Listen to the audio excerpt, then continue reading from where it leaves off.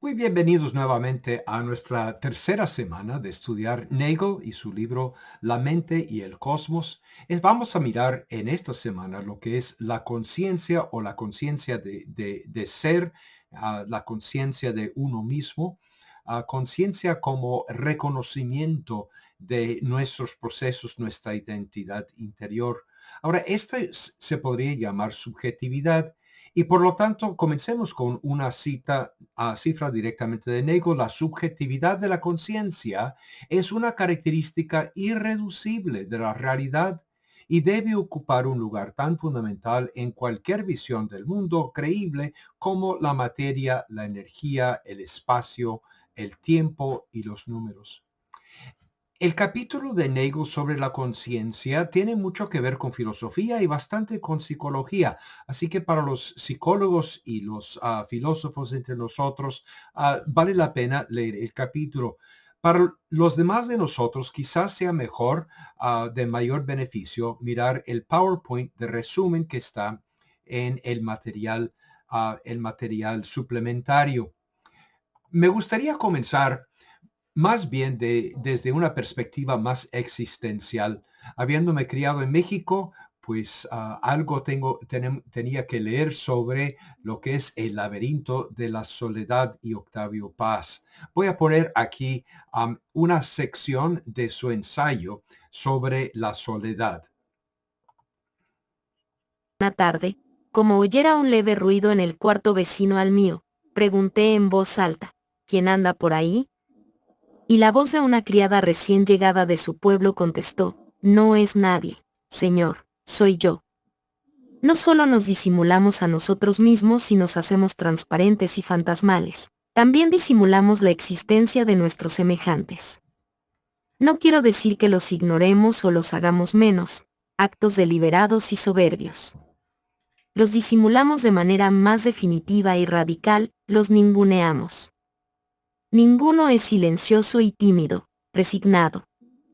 Es sensible e inteligente. Sonríe siempre. Espera siempre. Y cada vez que quiere hablar, tropieza con un muro de silencio. Si saluda encuentra una espalda glacial. Si suplica, llora o grita, sus gestos y gritos se pierden en el vacío que don nadie crea con su vozarrón. Ninguno no se atreve a no ser, oscila, intenta una vez y otra vez ser alguien. Al fin, entre vanos gestos, se pierde en el limbo de donde surgió. Sería un error pensar que los demás le impiden existir. Simplemente disimulan su existencia, obran como si no existiera. Lo nulifican, lo anulan, lo ningunean. Es inútil que ninguno hable, publique libros, pinte cuadros, se ponga de cabeza. Ninguno es la ausencia de nuestras miradas, la pausa de nuestra conversación, la reticencia de nuestro silencio. Y claro, esto nos representa ah, claramente el deseo de ser reconocidos, de ser valorados, de ser vistos por ajenos. Y esto es parte de la conciencia de ser que tiene el humano y que no tienen los demás. Ahora, Nagel tiene también sus críticas, pero tiene también sus detractores. Y entre ellos está Steven Pinker, un filósofo y científico de la mente, sociólogo, ah, uno de los fundadores y los líderes del site que probablemente han visto alguna vez, de TED Talks, las pláticas TED Talks. Um, Él escribió como una crítica de Nagel después de haber escrito este libro, ya que Pinker no cree nada en lo que es conciencia, cree que la conciencia es una ilusión. Dijo así, el razonamiento deficiente de un pensador que alguna vez fue grandioso. ¡Qué cosa! Pero miremos un poco lo que dice Nancy Pearcey sobre esta sobre estas ideas de Steven Pinker. Sostiene al mismo tiempo ambas caras de la contradicción. Un ser humano es simultáneamente una máquina y un agente libre consciente, en función de la conveniencia del debate. O, como él mismo dice, dependiendo de si jugamos el juego de la ciencia o el de la ética, punto. El mensaje de la ciencia, escribe Pink, es que la mente humana no es más que un procesador de datos, un complejo dispositivo computacional. Al mismo tiempo, continúa diciendo, la posibilidad misma de la moralidad descansa en la idea de que somos más que máquinas que somos capaces de elegir de manera libre, no coercitiva, indeterminada. He aquí como expone él el dilema, la teoría ética requiere idealizaciones como agentes libres, conscientes, racionales, equivalentes, cuya conducta no es causada, y sin embargo, el mundo, tal como lo ve la ciencia, carece realmente de sucesos incausados. Punto. En un foro público reciente, Pink arguyó que el concepto de un yo unificado es pura ficción. No es más que una ilusión que haya un presidente en el despacho oval de la Casa Blanca del cerebro que supervisa todas las actividades. Punto. Como, como siempre hace o frecuentemente hace Nancy Pearcey en sus escritos, nuevamente está apuntando aquí al hecho de que Pinker no puede ser consistente, congruente en sus propios pensamientos, ni puede actuar de acuerdo a su filosofía. Ahora, un libro que se escribió por un J.P. Moreland, que es creyente, escribió este libro para defender la idea de un alma que no es parte de nuestro sistema físico, un alma que es más allá de lo material y presenta muchos diferentes argumentos. En las lecturas suplementales, los materiales suplementarios, podrán ustedes ver que hay también unos cuantos debates de parte de inteligencia artificial que me encantan poner, pero también está el libro entero traducido al español digitalmente. Van a haber errores y sin embargo, que yo sepa, es la primera vez que esto está accesible en español. No tengo derechos y por lo tanto es puramente para razones académicas, pero tengo aquí algunos de sus argumentos para que podamos nosotros contemplar qué tipo de argumentos pone en su libro. El alma y el cuerpo interactúan causalmente. Si me preocupo en mi alma, mi química cerebral cambia. Si decido levantar el brazo, este se mueve. Cuando los neurocirujanos estimulan el cerebro, los pacientes dicen, yo no hice eso, tú lo hiciste. Esto muestra que el yo, el alma, es distinto del cuerpo. Aunque pierdas recuerdos o cambie tu personalidad, sigues siendo la misma persona. Esto prueba que el yo, alma, no es lo mismo que la conciencia o el cuerpo. Los estados mentales, como creer o desear, son acerca de algo que los objetos físicos no pueden hacer. Esto revela que la mente es inmaterial. Y así entra Moreland a dar varios argumentos que podríamos utilizar. Es más, me encantaría que quizá algunos de los más involucrados con universidades quizá hasta trataran de escribir un artículo en alguna revista quizá académica sobre Nagel, comparando a Nagel sus perspectivas sobre la conciencia y quizá con Moreland y algunos otros.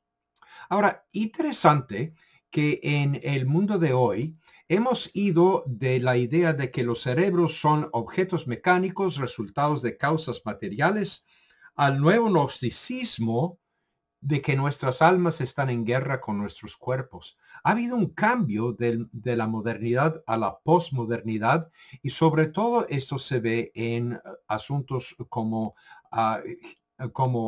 ideologías de género.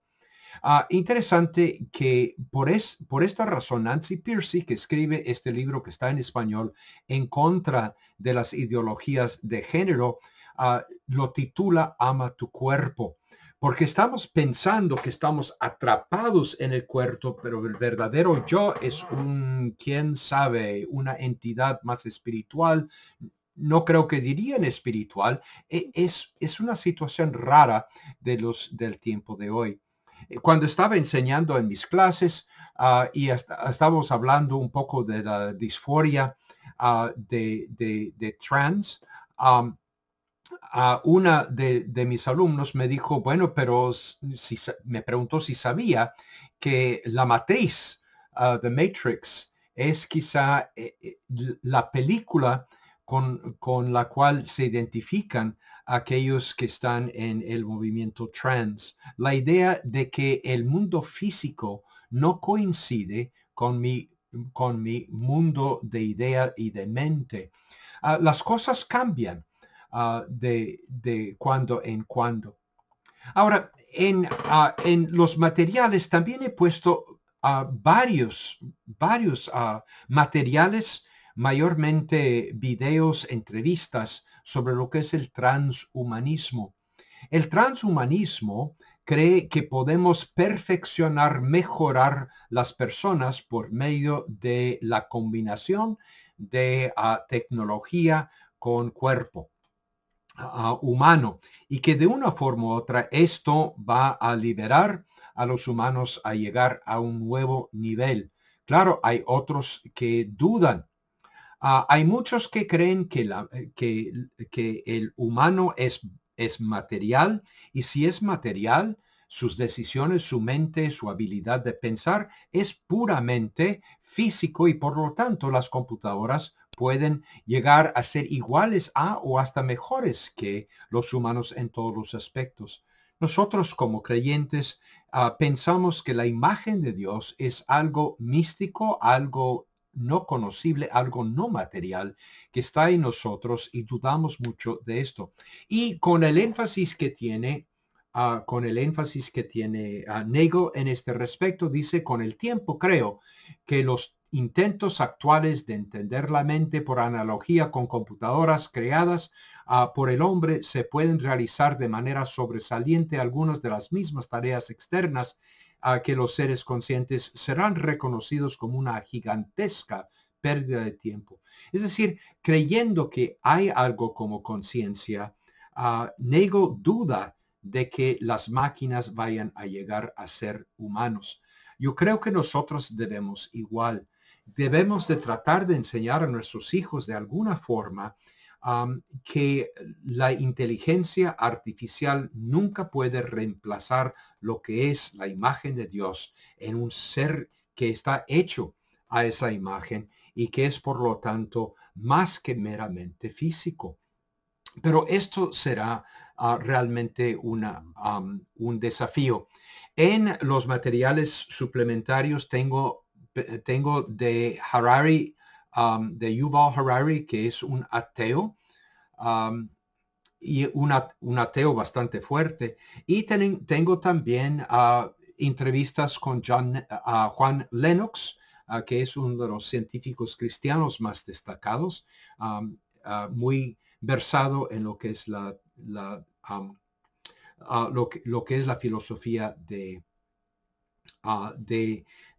la ciencia. Ahora, en esta última semana, 3 artículos salieron. Interesante. Aquí está Zuckerberg, el fundador de Facebook, diciendo que él cree y que él tiene la visión de que esto debe ocurrir, que la mayoría de nuestros amigos, hasta nuestros psicólogos, van a ser inteligencia artificial. Y ese va a ser el empuje de Facebook. Cuidado. Ahora, hay otro aquí, una encuesta que se hizo entre jóvenes, muy jóvenes, preguntando si ellos creían que podrían tener una relación íntima, no necesariamente sexual, pero íntima emocionalmente, con inteligencia artificial, y más del 80% dijeron que sí.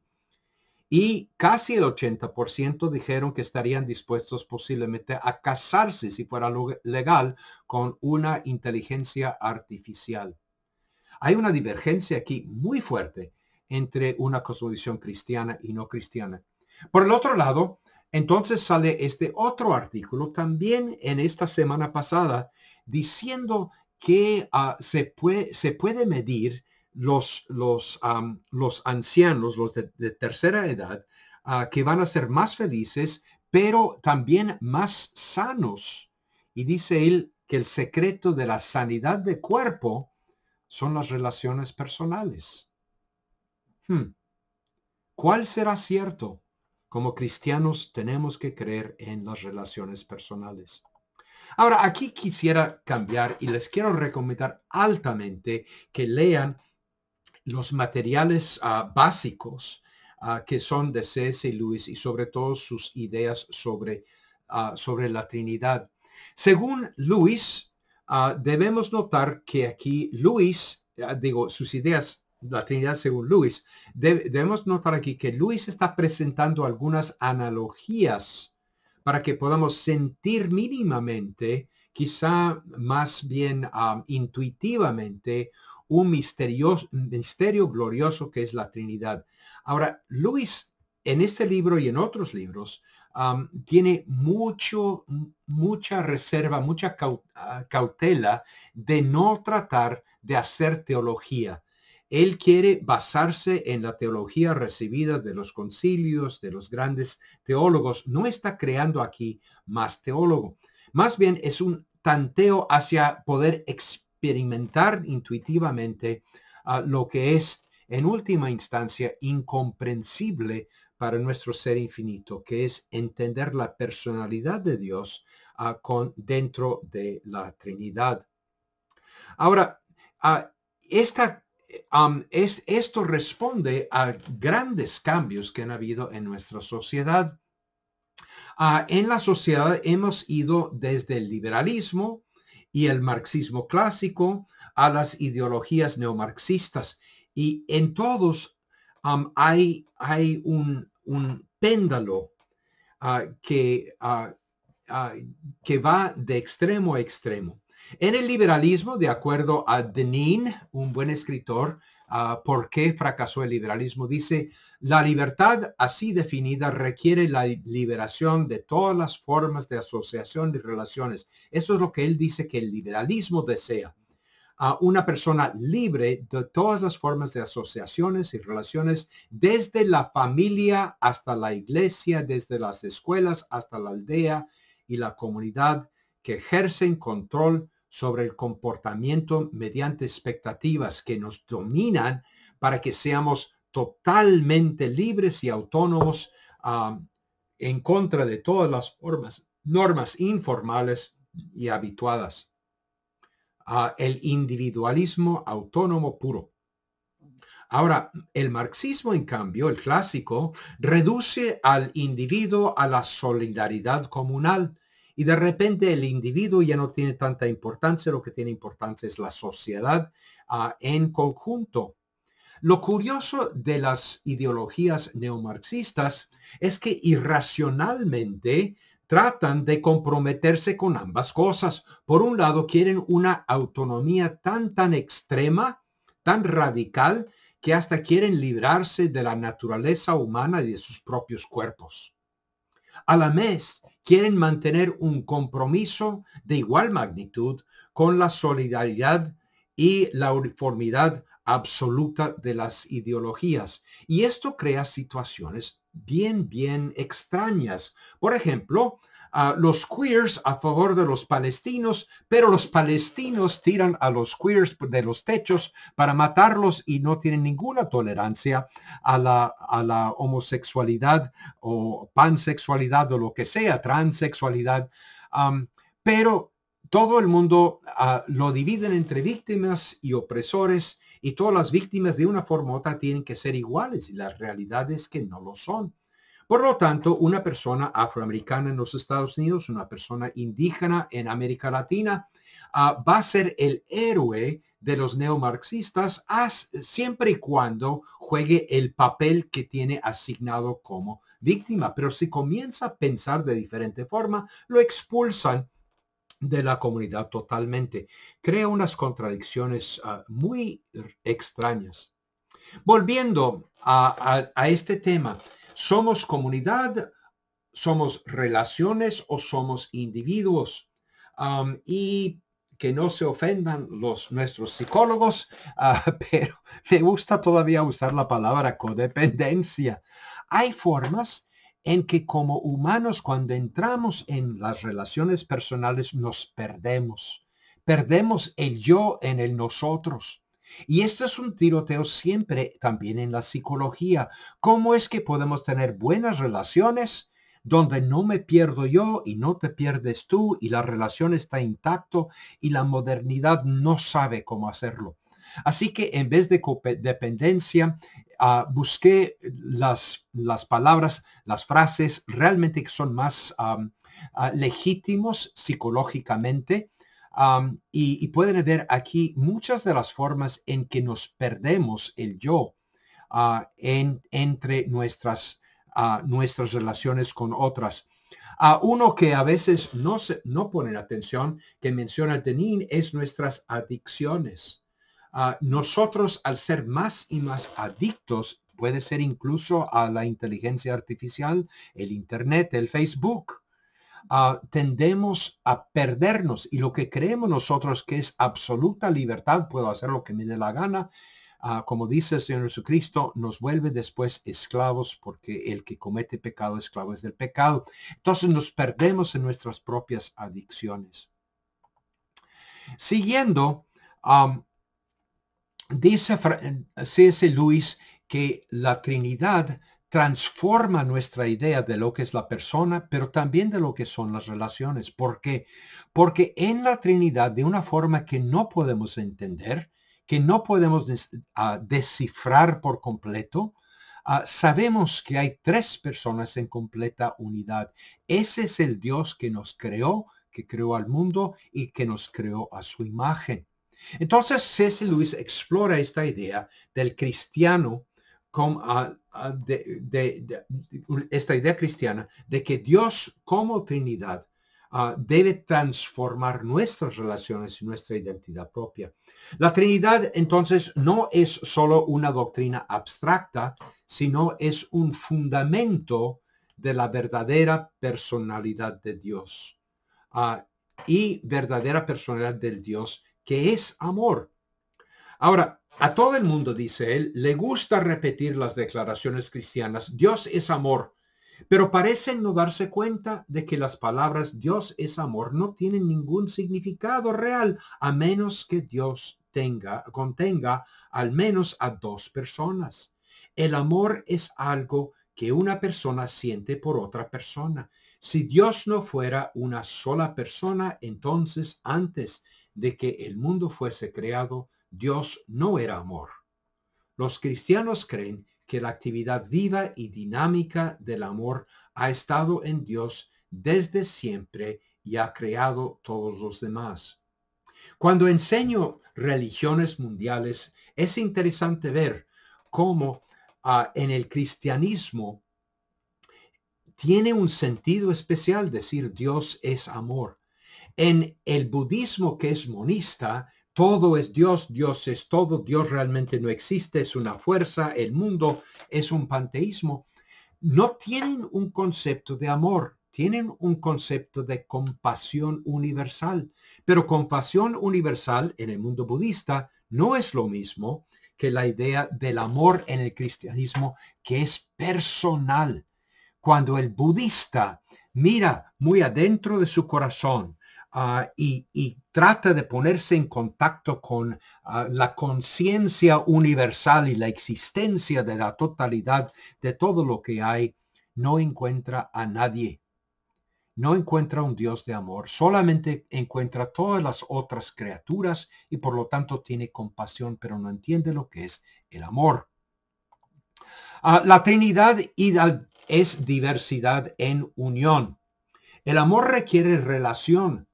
No puede existir en soledad. Requiere personas diversas en relación. Y por lo tanto, el credo de Nicea dice, las personas de la Trinidad son igualmente en esencia, poder, gloria, majestad y eternidad, aunque se distinguen por sus relaciones de origen. El Padre no es engendrado, el Hijo es eternamente engendrado del Padre, el Espíritu Santo procede eternamente del Padre y del Hijo. Es decir, que entre ellos difieren en su orientación uno con otro, en sus seres. Y sin embargo son un solo Dios que comparten todas las cualidades de el Dios Y sin embargo son trinos. El Hijo no es el Padre no es el Hijo, y ninguno de ellos es el Espíritu Santo. Acuerdan entonces tomar roles o tareas distintas en la salvación de la humanidad. Eso lo llamamos Trinidad económica. Pero aquí estamos mirando también la Trinidad ontológica, es decir, cómo ellos existieron antes de la creación del mundo. Ahora, rechazamos la teología especulativa. Nuevamente, los, los, los grandes pensadores de la iglesia pensaron muy cuidadosamente, crearon hasta su propio vocabulario para tratar de identificar qué es lo que la Biblia dice acerca de la Trinidad, no más, no menos, no ir más allá con especulaciones. Y aquí, de nuevo, Luis no está creando nuevas doctrinas, está tratando de buscar analogías. En cambio, tenemos muchas sospechas y rechazamos la idea contemporánea de Trinidad social. Aquí es donde están tratando de cambiar la doctrina de la Trinidad, y aunque se asemejan un poco a lo que está diciendo Luis, están creando unas doctrinas sobre algo que creo que lo que se ha podido decir ya se dijo. Y tenemos que tener mucho cuidado, no ir más allá de las Escrituras. La Trinidad en un Dios, en el amor. La Trinidad muestra entonces que el amor es esencial a la naturaleza de Dios. Ahora, no quiero estarte dando estos pasajes tan bellos de parte de Luis para que no lo lean ustedes. Lean, porque cuando Luis escribe de una forma tan bella, tan conmovedora. Recuerden que la especialidad de Luis es la literatura. Fue profesor de literatura, no de teología. Y no solamente profesor de literatura, sino también profesor de literatura antigua y especialmente los mitos. Y él ha estudiado todas las religiones antiguas, los mitos, y dentro de los mitos buscando cuáles son los principios subyacentes máximos, los principios más complejos y importantes de la humanidad, cuáles son sus preguntas en base a los mitos. Y por eso es que comienza escribiendo libros para niños, como la Crónica de Narnia, o hasta libros de ciencia ficción para adultos, para comunicarnos a través de las analogías y las historias, lo que son doctrinas. Pero, de nuevo, un Dios solitario no puede ser amor. Puede aprender a amar, puede anhelar amar, pero no puede en sí mismo ser amor, porque el amor requiere un objeto. El verdadero amor requiere relación. En la doctrina de la Trinidad vemos finalmente cómo el amor es parte de la estructura de la creación. Es esencial para el eterno creador que no necesita nada. Desde la eternidad pasada, el Padre, el Hijo y el Espíritu Santo han estado en comunidad, en relación. Se han amado entre sí. Esa relación de amor está ligada a la naturaleza misma del propio Dios. Ahora, piensen un momentito. ¿Hasta dónde hemos llegado? Comenzando con la idea de Nagel, de que tenemos conciencia propia de nuestro ser. A esta doctrina de la Trinidad, donde entendemos que estamos creados a la imagen de un Dios que experimenta comunidad, relación y amor por toda la eternidad pasada y toda la eternidad hacia el futuro. Bella doctrina, una de las doctrinas que he llegado más a querer, quizá porque esa frase de Octavio Paz me llega al corazón. Siento lo que es sentirme no validado. He visto por tantas de esas formas que hablan los psicólogos, cómo es que un esposo obliga obliga una identidad en su cónyuge, o padres que obligan identidades hacia sus hijos, y cómo es que nos faltamos el respeto como personas en nuestras relaciones, o cómo es que a veces nos cansamos tantos de las relaciones que decimos, ya no quiero más relaciones, am, pero pero somos creados por este Dios que ha estado experimentando un respeto, un amor, una comunicación, una comunión, una relación por todos los siglos pasados, todos los siglos hacia el futuro. Así que ahora sabemos, somos personas, pero también somos personas en relación. Es imposible para el cristiano pensar en una persona individual y autónoma, porque siempre somos personas en comunidad. Se acordarán que en el libro de Génesis, tan pronto entra la caída, y pierden esa comunión con Dios que tenían y la comunión que tenían entre ellos cuando comienzan culpándose uno a otro por el pecado. Y inmediatamente Dios entra en pacto con ellos.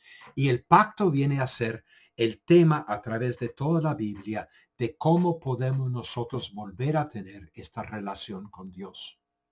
Al principio dice Luis, que había personalidades en Dios. Ahora voy más lejos. No hay auténticas personalidades en ningún otro sitio. Hasta que no hayas entregado vuestro ser a Cristo, no tendréis un auténtico ser. Cuán monótonamente iguales son los grandes conquistadores y tiranos. Cuán gloriosamente diferentes son los santos. Cristo os dará ciertamente una auténtica personalidad, pero no debéis acudir a Él solo por eso. El primer paso es intentar olvidar el propio ser por completo. Buscaos a vosotros mismos y encontraréis a lo largo solo odio, soledad y desesperación, furia, ruina y decadencia. Pero buscad a Cristo y encontraréis todo lo demás. Nuestra personalidad florece solamente cuando nos olvidamos a nosotros mismos y entramos en relación con Dios. La Trinidad en relación se ve particularmente en el bautismo de Jesús. Me encantan los apuntes, los sermones de Keller, de Timoteo Keller, que falleció hace un poco más de un año. Pero él mira, por ejemplo, en el bautismo de Juan, por Juan de Jesús. Y Jesús, después que fue bautizado, subió luego del agua, y he aquí los cielos le fueron abiertos, y vio al Espíritu de Dios que descendía como paloma y venía sobre él. Y hubo una voz de los cielos que decía: Este es mi Hijo amado, en quien tengo complacencia. En pocos lugares de las Escrituras tenemos el cuadro de las tres personas de la Trinidad juntos interactuando entre ellos, y podemos observar cómo ellos actúan. Y aquí está Jesús siendo bautizado, obedeciendo al Padre en su rol para ser Salvador, el Espíritu Santo que desciende como paloma, y el Padre que dice: Este es mi Hijo amado, en quien tengo complacencia. Sientan un poco esa interacción, ese diálogo dentro de la Trinidad. Lo que Marcos, dice Keller, nos muestra aquí es el corazón mismo de la realidad, el sentido mismo de la vida, la esencia misma del universo, porque es lo que ha estado ocurriendo en la vida interior de la divinidad desde toda la eternidad. Con razón creemos que hay misterios y maravillas en el universo, y hay misterios y maravillas dentro de nosotros, y ninguno se compara con llegar al cielo y poder estar en presencia del Dios Trino. Participar de la vida de Dios. La meta de nuestra existencia humana es ser incorporados a la vida de Dios sin perder la individualidad.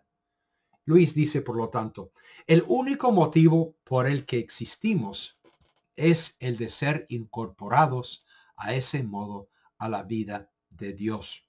Incorporados como criaturas. No estamos hablando aquí de un panteísmo, es nosotros poder participar de la fiesta. En el cristianismo, Dios no es una cosa, ni siquiera una persona estática, sino una actividad dinámica y pulsante, una vida casi una especie de drama, casi, si no me tomáis por irreverente, una suerte de danza. Toda la danza o drama o patrón de conducta de esta vida tripersonal debe ser llevado a cabo en cada uno de nosotros, o en el sentido inverso, cada uno de nosotros tiene que entrar en ese patrón de conducta, tomar su puesto en esa danza. No hay otro camino hacia la felicidad para la que hemos sido hechos. Podemos nosotros experimentar la danza de Dios y podemos unirnos y danzar y juntos sentir lo que significa estar en Cristo, en unión con Dios como criaturas en su presencia. Otra vez volviendo a Keller, observa Juan 15, 9 a 11. La oración de Jesús, y después de la oración de Jesús, su enseñanza a los discípulos, y dice, como el Padre me ha amado, así también yo os he amado. Permanecer en mi amor. Si guardáis mis mandamientos, permaneceréis en mi amor. Así como os he guardado, yo he guardado los mandamientos de mi Padre y pertenezco en su amor. Estas cosas os he hablado para que mi gozo esté en vosotros y vuestro gozo sea cumplido. Keller dice la Trinidad, cada una de las personas divinas se centra en las demás personas. Ninguna exige que las otras giren a su alrededor.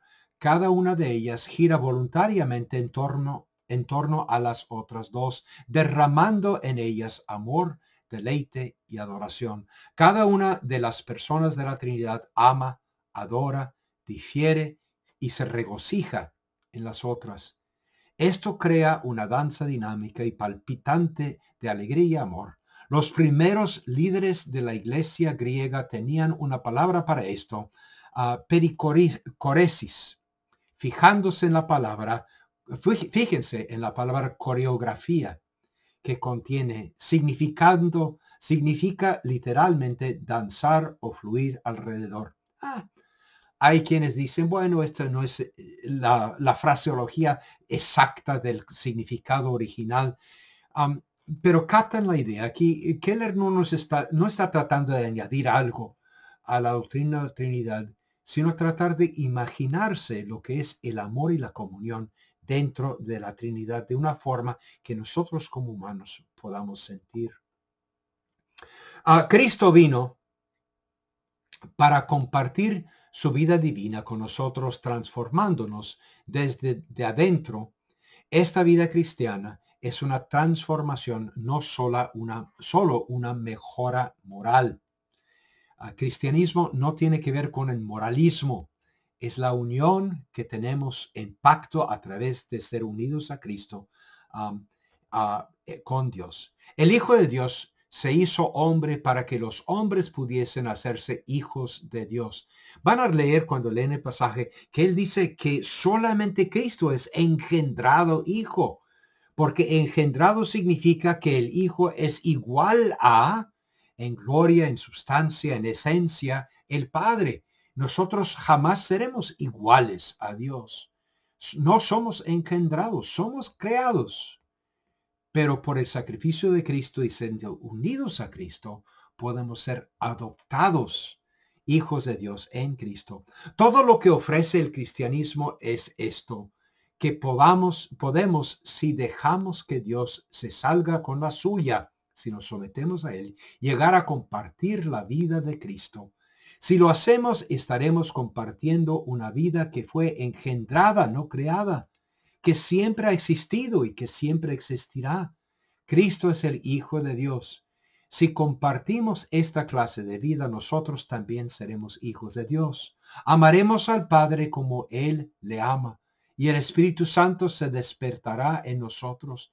Él vino a este mundo y se hizo hombre para difundir a nosotros o a otros hombres la clase de vida que Él tiene, a través de lo que yo llamo una buena infección.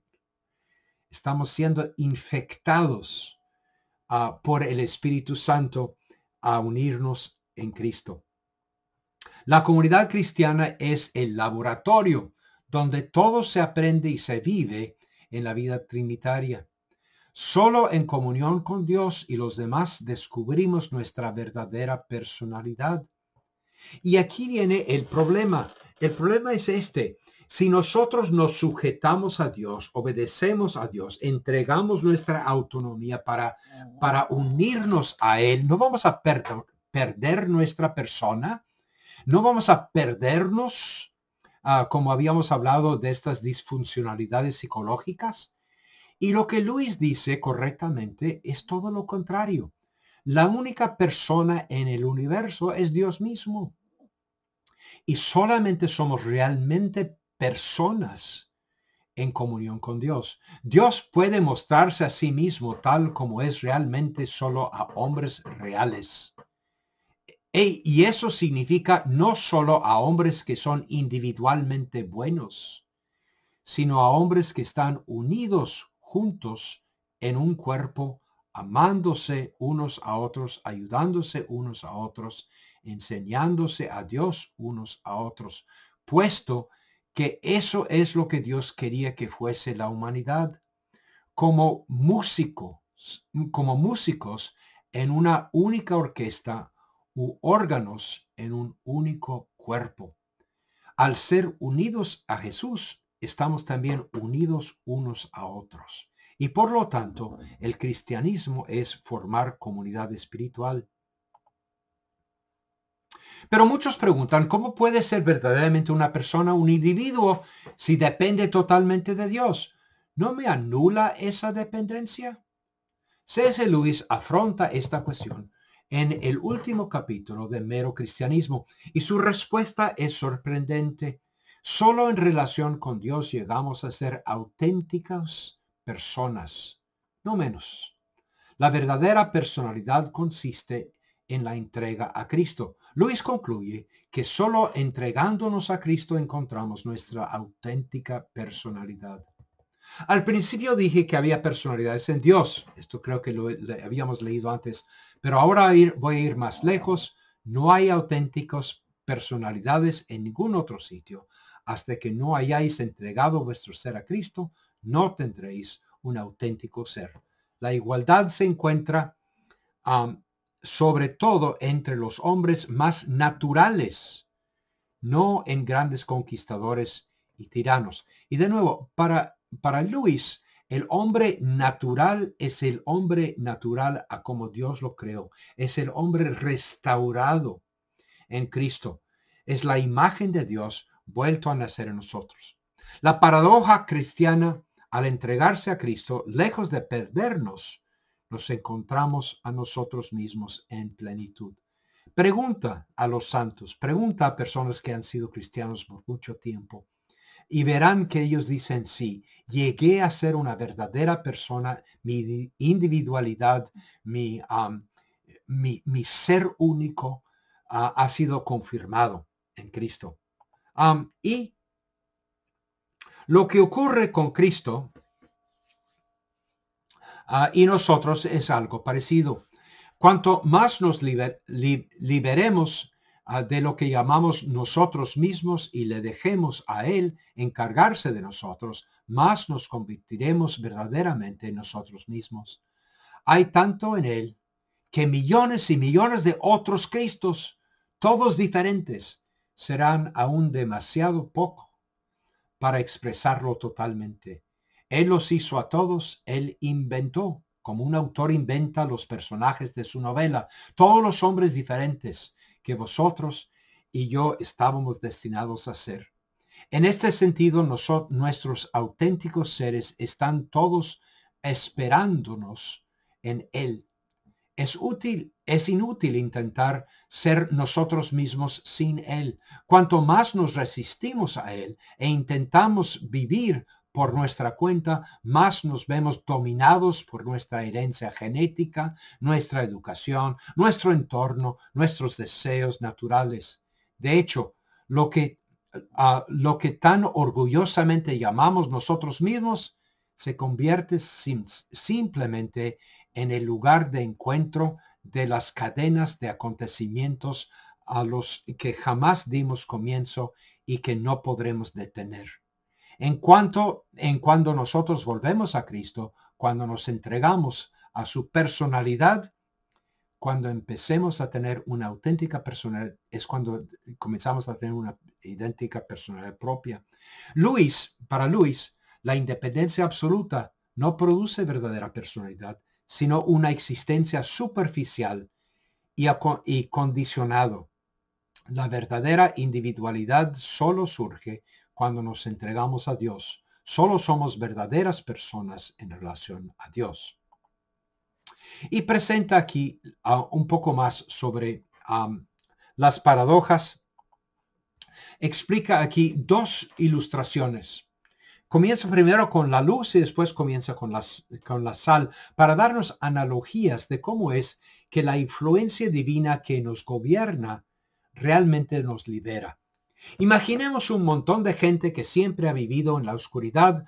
Vosotros intentáis describirles lo que es la luz. Podríais decirles que si salen a la luz, esa luz caerá sobre todos ellos y ellos se reflejarán y se harán lo que nosotros llamamos visibles.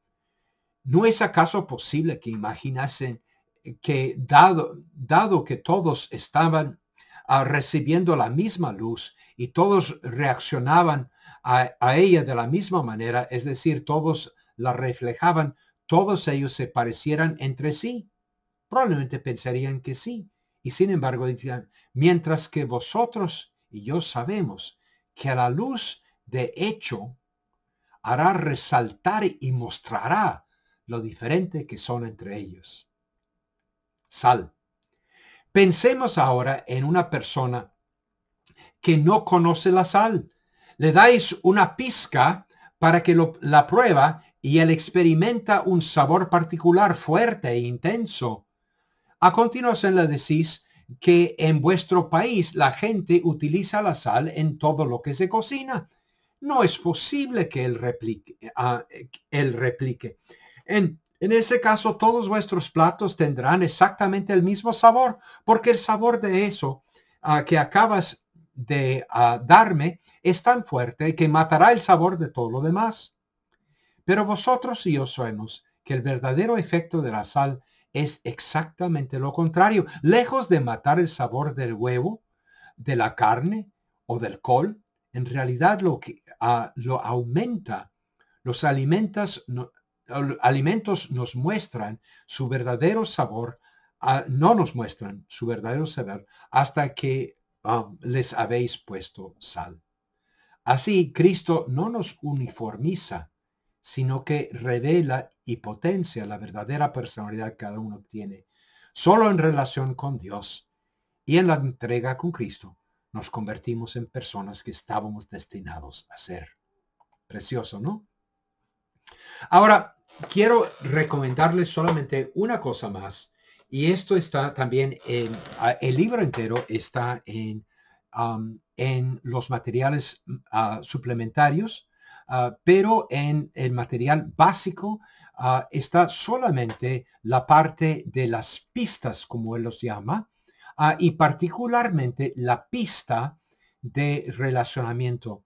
Lo que dice McGrath es que McGrath explica que no podemos probar ni la existencia de Dios ni la verdad del cristianismo, no por una lógica fuerte, pero sí se puede demostrar por medio de pistas, es decir, esas huellas digitales, esas clues los llama en inglés, estas indicaciones ocultas que nos llaman a ver a Dios, el Dios invisible y eterno en las cosas visibles, a Romanos capítulo 1, que ya hemos visto antes. McGrath explica que al evaluar cosmovisiones no buscamos pruebas absolutas, sino la mejor explicación de las pistas que nos da la realidad. Estamos volviendo aquí a Octavio Paz. Nuestra alma grita, pide por personalidad, por amor, por ser reconocidos, por ser evaluados como personas. Cuando se trata de teorías de la vida o cosmovisiones, la evidencia disponible para nosotros no es lo suficientemente buena para probar que cualquiera de ellas, incluyendo el ateísmo, son correctas. Al final, tenemos que tomar estas decisiones como una cuestión de fe. La existencia de Dios no puede ser probada en el fuerte sentido racionalista de la palabra. Sin embargo, se puede afirmar con total sinceridad que la creencia en Dios es eminentemente razonable y que da más sentido a lo que vemos en el mundo y para mí las cosas más importantes de la vida. Discernimos en la historia y la experimentamos en nuestras vidas más que sus alternativas. ¿Y qué hay de la racionalidad? McGrath destaca que la racionalidad es una pista fundamental sobre el sentido de la vida y la naturaleza de Dios. El relato bíblico de la creación muestra que el ser humano fue creado para vivir en relación y no en soledad. Y podemos los relatos de la creación de Génesis enfatizan la bondad de la creación de Dios. Sin embargo, hay un punto en el que Dios juzga que es necesario hacer un cambio. No es bueno que Adán esté solo. Vemos aquí, dice McGrath, un reconocimiento de la racionalidad de los seres humanos. Hemos sido creados para existir en relación unos con otros y con Dios. La representación bíblica del paraíso, paradisiaco, jardín de Edén, representa a Adán y Eva en armonía el uno con el otro y con Dios. Ser auténticamente humano es existir en relación, como se supone que debemos hacerlo. Y tiene que ser ambas cosas. No podemos ir con el liberalismo ni con el marxismo. La felicidad suprema en la vida es la convicción de que somos amados. Así escribió el famoso dramaturgo francés Victor Hugo, Les Misérables, ¿verdad? Saber que somos amados nos da la base segura que necesitamos para seguir con nuestras vidas. Necesitamos saber que le importamos a alguien. No definamos como seres humanos nos definamos, como seres humanos por nuestra capacidad dada por Dios de relacionarnos con Dios como nuestro Creador y Redentor. Es al llegar a la fe en Dios que nos convertimos en lo que estábamos destinados a ser. La auténtica existencia no se obtiene a través de las posiciones, del estatus o el poder, sino a través de abrazar o ser abrazados por el Dios amoroso viviente. Y cabe decir, tampoco es por ser amados por una inteligencia artificial o tener likes en el Facebook. Bueno, entonces queda nada más la invitación a la vida. En resumen, la dependencia de Dios no anula nuestra personalidad, sino que la hace posible. Luis afirma, en cuanto nos volvemos a Cristo, cuando nos entregamos a su personalidad, cuando empezamos a tener una auténtica personalidad propia. La invitación de Luis es clara, no temas depender de Dios, perder tu individualismo, tu autonomía absoluta. Solo así serás verdaderamente tú mismo, único y pleno. Entonces, volviendo a Nagel, Sin un sentido de conciencia de uno mismo, no hay persona. Pero sin conciencia y personalidad tampoco hay relaciones. Sin relaciones no hay humanidad, no hay sanación de la caída, no hay alegría, no hay paz. Que Dios nos bendiga y será un placer volverles a ver en nuestra clase virtual. Gracias.